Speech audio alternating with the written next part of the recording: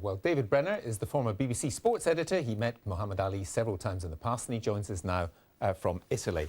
David, it's obviously a sad day reflected there by Jesse Jackson, but on the other hand, when you listen to the man speak, Muhammad Ali speak, or watch him fight, you can't help smile and enjoy and celebrate his life. That's absolutely right, Gavin. I covered most of his career. And I met him, as you say. I interviewed him 3 times. I was given a boxing lesson by him. He was, as well as being an incredible boxer, the likes of which we had never seen before and will never see again, he had this enormous sense of fun, and it was just a pleasure being around him.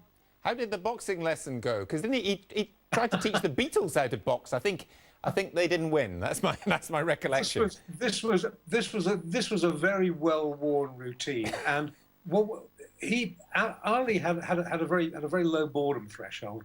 When you were interviewing him, it was very difficult to ask him anything that he hadn't been asked before. And he would start interviewing you. He would say to you, "Have you ever boxed before?" And if you said yes, he'd say, "What did you box? Oranges?" If you said, "No, I haven't boxed," he'd say, "You better learn fast." And when I told him that I had done a bit of boxing, he was interested. He wanted to talk about it. And he said, I'm going to give you a lesson now. And we kidded around. We had a lot of fun. And it was just, interviews went out the window. It was just a pleasure and a privilege to be in his company. There's one thing which perhaps people now forget, which is from this period from about 1968 to 1970, when he was banned from the sport, when he was a pariah in some sections of the United States. He was still loved by many people actually on this side of the Atlantic, and he came across here a lot, but he was actually hated by some people.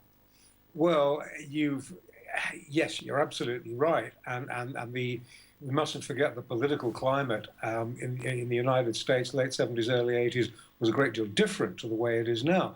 And you can argue the toss whether his ban from boxing was politically motivated in the background or not.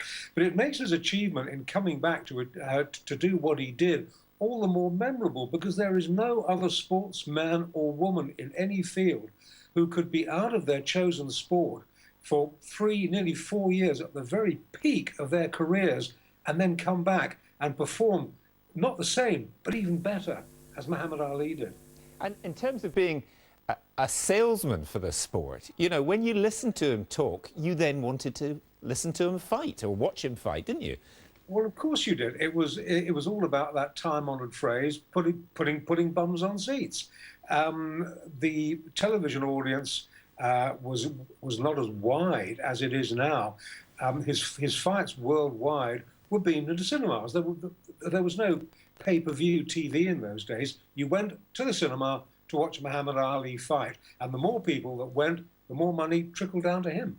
And just in terms of his boxing abilities, I mean, his ability to come back, his kind of ferocious determination, but also the speed with which a big man could move around the ring. I mean, that was truly extraordinary, wasn't it? Well, yes.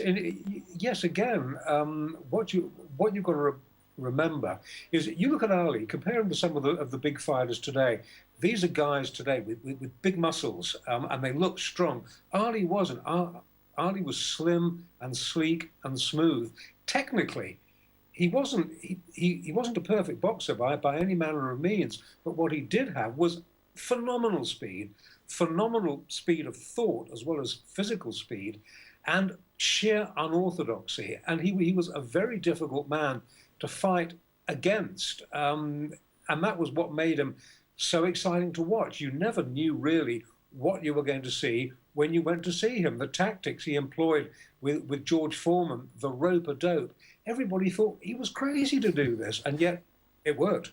It did indeed, David. Thanks very much for joining us. David Brennar there.